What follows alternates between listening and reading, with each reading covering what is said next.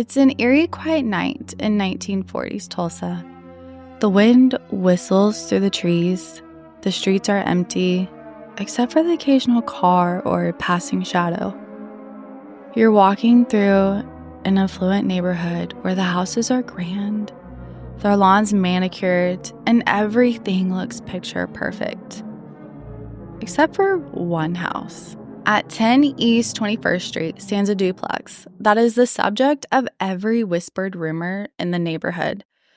By day, it might seem unassuming, but by night, the whispers turn into something much darker.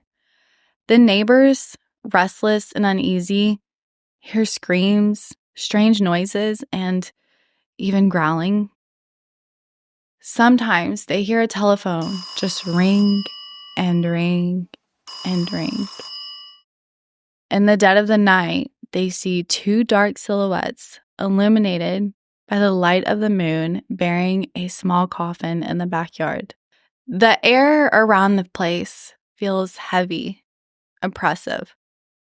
But what they didn't know, what they couldn't have imagined, was that behind those doors, a woman had crafted a sinister world where manipulation reigned, fear was her weapon, and two women lived under her brutal control, enduring torment beyond comprehension.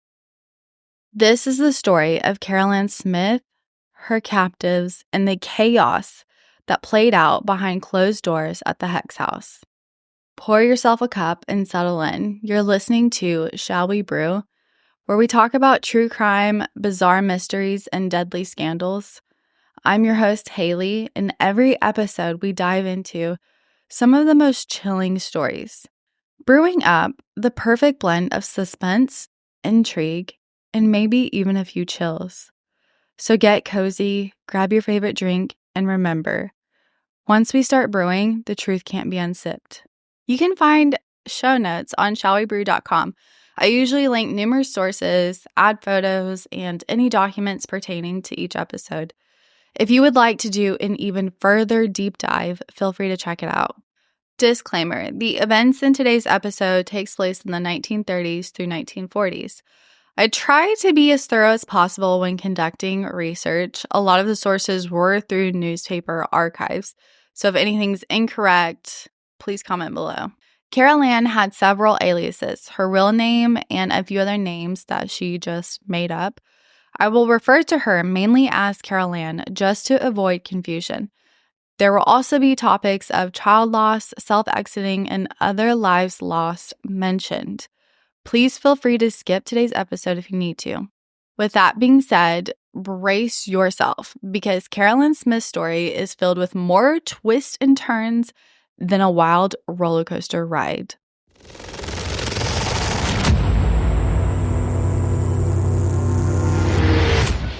Before she became the infamous woman known as the Hex House mistress, Carolann Smith was born as Opal Mary Carey in Indianapolis.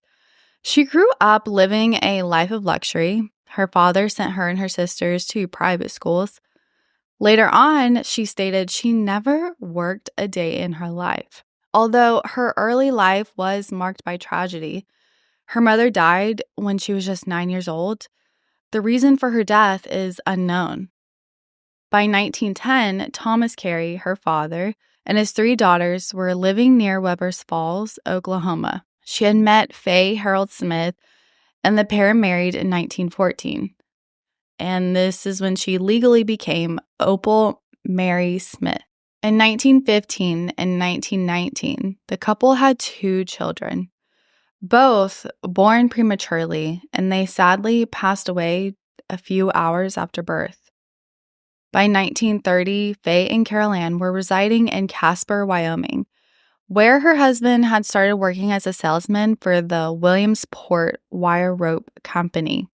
Later on in the 1930s, Faye was relocated by his employer to Tulsa, Oklahoma, where the married couple would take residence at the Sophian Plaza Park. In the summer months of 1933, Faye had been laid off, and then he was able to find work as an insurance salesman. However, tragedy struck again in 1934. On Monday, January 22nd, at the age of 42, Faye had called his wife around 5:40 p.m. and said he would be home soon for dinner. He never made it home. Carolann had reported his absence to police around 5 a.m. on Tuesday, January 23rd. Later on that day, his body was found dead by a man who had seen Faye's car parked in a lane 100 yards from the road. And he initially went over just to borrow some gasoline. He told officers he saw the body lying 20 feet from the car, crumpled over a shotgun.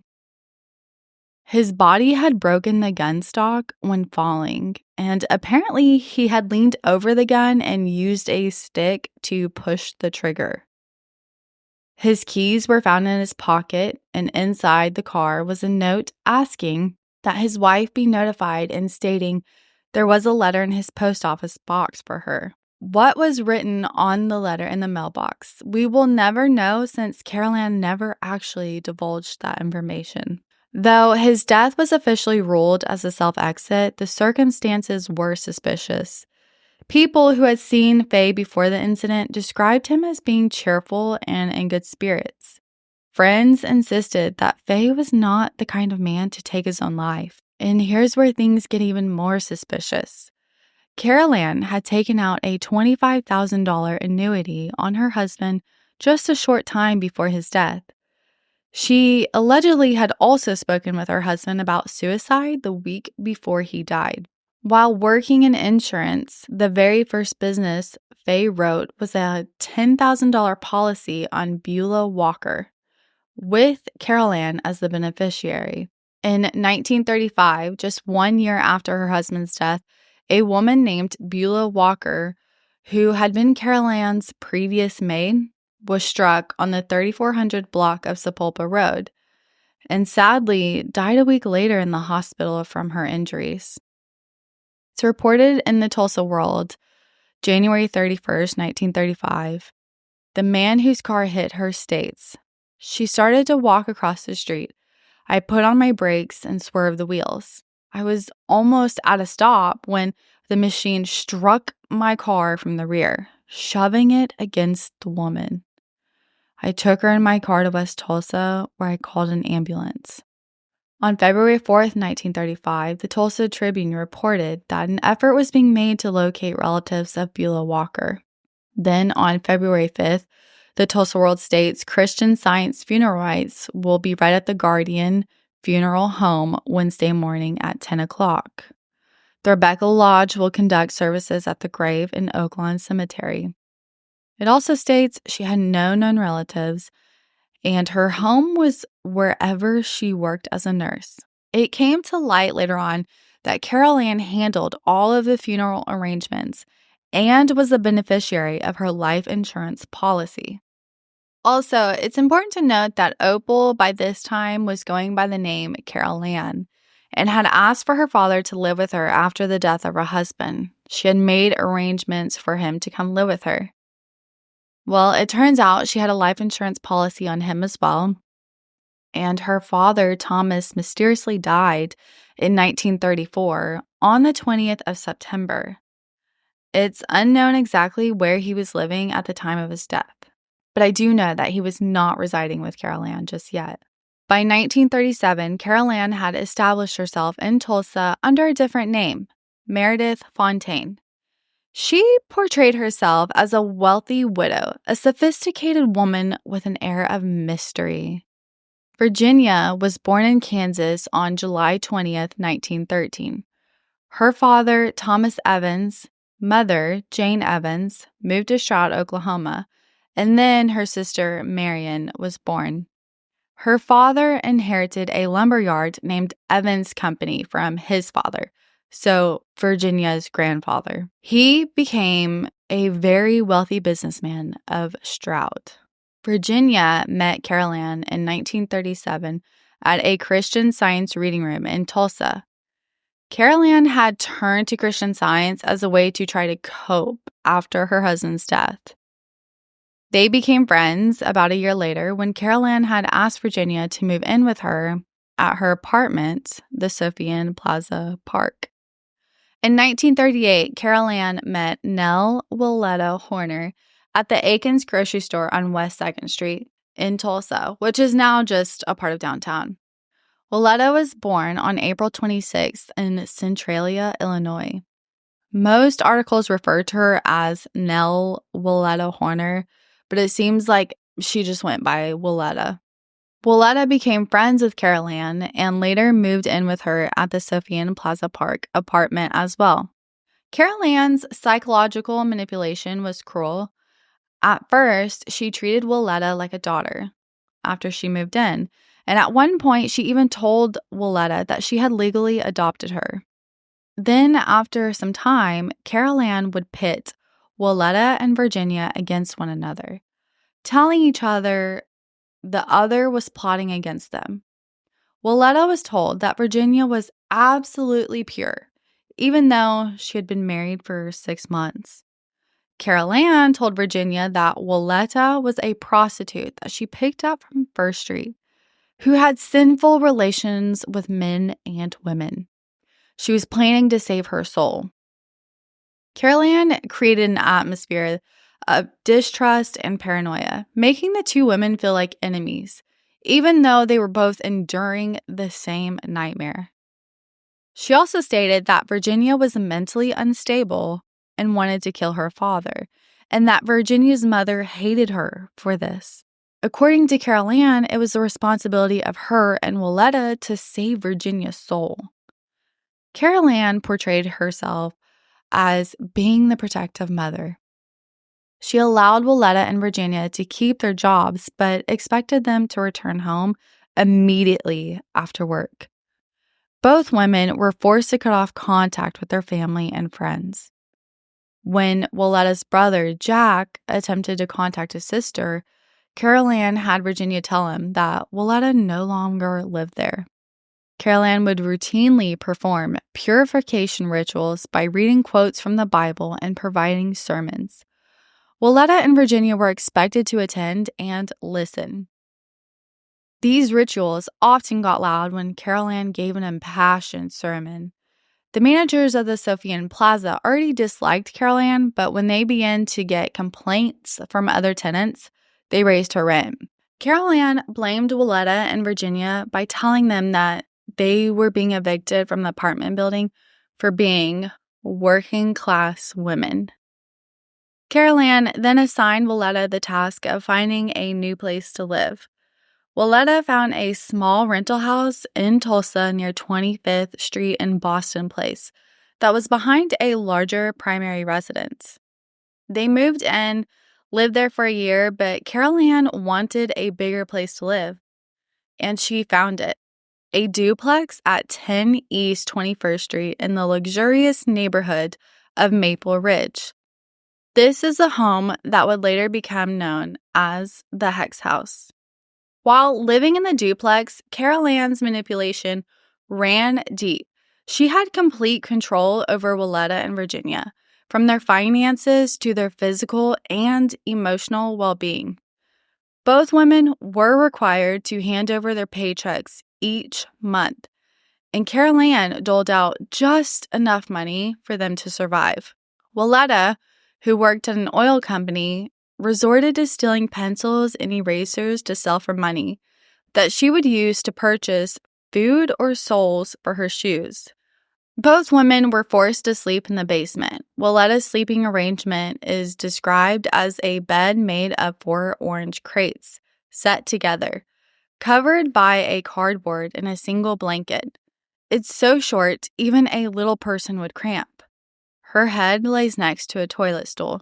One time, there was a maintenance man in the middle of winter where Willetta had mentioned how the pilot light was the only source of heat down in the basement. They were given only small rations of food and were denied access to the bathroom, forced to use a laundry tub to bathe.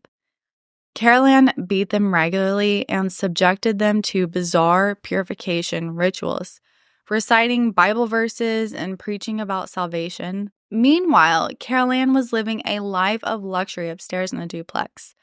Later on, when officers went into the home to investigate, they were staggered at the pile of valuables. They found a closet full of expensive clothing, little of which had never been worn, a pile of women's hats, never worn, a collection of expensive perfumes, including two $50 bottles, expensive silverware and plates, high-priced and scarce foods, and numerous knickknacks of high value. Carolann apparently had a mania for buying without regard for utility. The house was full of very pretty decorative items. One diamond pin found among the hoard contained 268 small diamonds. And just a reminder, she was buying a lot of these items during the Great Depression. To help give you an idea, $50 in 1940 is equivalent to $1,095.52 in 2024. I'm sure people do, but having two perfume bottles worth almost $1,100 each for someone who never worked a day in their life is shocking. I'm sure you're wondering why two grown women would hand over their paychecks and stay in those conditions. Well, Carolann was able to bring them under her influence by what they called hypnosis. By forcing them under the illusion, they were performing a religious duty to undergo extreme privations, suffer beatings and mental cruelty, and force them to near starvation circumstances. Willetta confirmed that she was given another name, Janet B. Sherman, and this was given by Carolann so that Willetta would purify herself by disassociating herself from her past. The women stated it was hypnosis. I just don't think they could understand exactly what was happening to them. However, in my opinion, they were young and naive, and I think Carolann could immediately sense their vulnerability. Willetta's mother, Mary, had tried to desperately reach her daughter. In February of 1943, Mary traveled to Tulsa to visit Willetta, but Carolann convinced her to refuse the visit. Sadly, Willetta's mother died later that month, and she claimed Carolann did not allow her to attend her mother's funeral. It's reported that Willetta deeply regrets those decisions and wishes she could hug her mother again.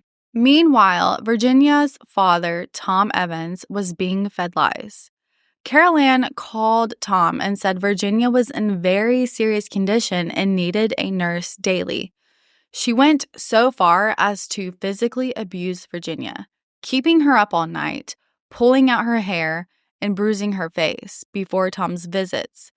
Carolann would then present Virginia to her father as though she were on the brink of insanity. Tom believed Carolann's stories and continued to send $35 weekly, all the while unaware that his daughter was being worked to the bone and held captive. He had no clue that his daughter had a job. It's reported he thought that she was bedfast. Virginia was also forced to write cruel letters to her mother. Over the course of several years, Tom had shelled out $17,000 total to Carolann, which is equal to $377,477 in 2024. The other side of the duplex, 12 East 21st Street, had remained vacant until 1942. Andrew Malik, who is a geologist, moved to Tulsa after getting a job with an oil company. He started renting 12 East 21st Street in March of 1942. He had moved from Nebraska and was married. His wife would be moving to Tulsa in just the next few weeks. Carolann Smith wanted him gone and made Virginia and Willetta torment Andrew by being noisy at night to disturb his sleep. When those efforts did not work, Carolann had Willetta go outside and strike Andrew on the head and shoulders with a stick. Willetta then ran across the front yard, claiming Andrew had assaulted and battered her. The police were called. He was arrested. Carolann made Virginia and Willetta testify falsely in the court case. All three women accused him of being a peeping Tom and of assaulting and battering Willetta. The judge found Andrew guilty of all charges. Andrew was fined $60 and forced to move. However, later on, his case was actually dismissed and he was not fined. But can you imagine? This guy moves into a duplex thinking like he's just moved to Tulsa, has this nice place to live, and these three women are f***ing nuts, and they take him to court where he is found guilty. I'm sure he was like, what the hell is going on? I don't know. He probably hated Tulsa and the people that lived here. It's actually too crazy to believe. Like, had it not been recorded in a newspaper, I don't think anybody would believe it. Former residents from the other half of the duplex later on came forward with stories of torture and insanity. It was stated that Virginia and Willetta would fight with the residents and cause much dismay to them on the other side of the duplex. The tenant tells of a time when he was leaning under a window. Then Virginia Evans grabbed a pot off the stove and threw the scalding hot water on him. Another tenant indicated to Carolann that they would like to have the pool filled. She protested violently. The pool belongs to my side of the duplex. I do not want it used. I do not want crowds of people here. I entertain no guests myself and want none on the place. The neighbors go and obtain permission from the property agents. However, the agents found the pool completely enclosed by a tall, strong, woven steel fence with only one gate, locked by a heavy padlock. Growing over the fence were dank creepers and vines with some branches as large as a man's forearm. It was half filled with trash, making the pool smell like a foul, musty cave. While cleaning it out, they found the bottom covered with slime and crawling like an Edgar Allan Poe nightmare. Neighbors also reported seeing the two women bearing a small casket late in the night. Virginia and Willetta later on confirmed when Carolann's dog died, they had the body embalmed and had bought a baby casket. The undertaker who embalmed the dog's body declared he personally saw the dog placed in the casket and then sealed in an airtight vault. But later on, he was shocked to discover that nothing was there. Virginia and Willetta never paid for it. They steal the dog and the casket and then bury them in a backyard moonlight ceremony. And just when you think Carolann's antics are over, something new always seems to surface. Carolann had actually been known under another name, Mrs. Richard B. Fontaine. She stated her husband was in service in the South Pacific. She had a photo of him and everything. But the photo of him later on was proven to be a picture of Virginia's cousin. A name had been selected from a phone directory, and in 1941, it was put in the newspaper under a marriage license section. And that's not all. On November 16th, 1940, the newspaper reads, the headline, Fontaine-Smith. The marriage of Mrs. Carolann Meredith Smith and Richard B. Fontaine were solemnized Monday morning by the Reverend E.A. Memmer in the home of the bride's uncle. However, the marriage license was found in the house and never actually returned to the courthouse, so no part of it was legal. She also had 7 ration books. She would obtain them under fictitious names, one of those names being the dead dog, Bonbon. She registered under the name Bonnie Ruth Fontaine. By early 1944, Carolann's grip on the two women began to slip. Neighbors had long suspected that something strange was happening inside the house at 10 East 21st Street. The story initially broke when police finally investigated the house in March of that year for allegations of fraud. Which, go figure. She was probably the biggest con woman. And this is when they discovered the two women living in squalor in the basement.